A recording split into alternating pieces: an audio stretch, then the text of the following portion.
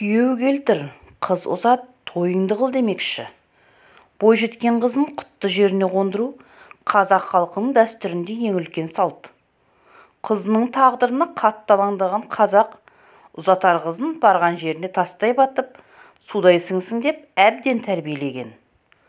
Ұзатылған қызын кеткен қыз шиден тысқары. Бізден кетті, сіздерге жетті. Енді барған жеріңді бақытты қыл балам деп батасын берген. Әсіресе оңтүстік өңірде қызды ұзата салысымен өлтірісін береді. Ол бізден өлді, сіздерден тірілді келіндеріңіз. Сіздерге құт болып келсін деген белгі екен. Оны біздің қазақта келіннің аяғынан, қойшының таяғынан дейді. Ақылды қыз анасының атына сөз келтірмеу үшін барын салады екен де, ақымағы күлкіге қалады екен.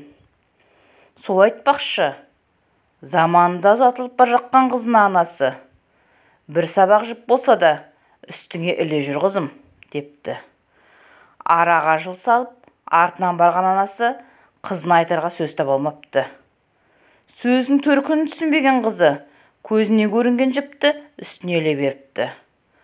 Бұрынғының қызы екі қабат кезінде іші шермейіп, әкесінің көзіне көрінуді өзіне ар санапты. Баласын босанып болған соң ғана араға жыл салып, төркіні қызының артынан іздеп келетін болған. Бұл шақ қыздың анасының нағыз сыналар шағы болғандықтан, ана байғұс уайымнан дызақтап жанын қоярға жер таппайды екен.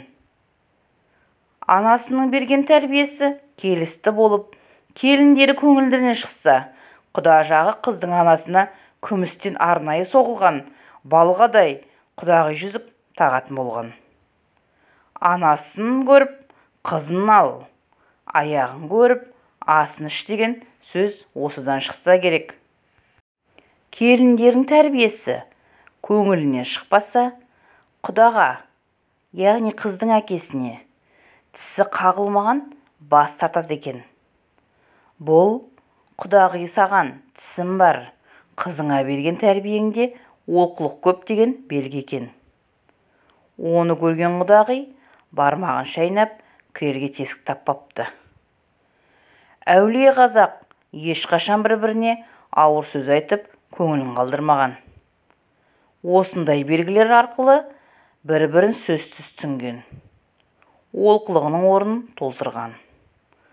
Қызыңыз үшін қызарғаныңыз келмесе, тәлімді жасынан, тәрбиені басынан беріңіз, анасы.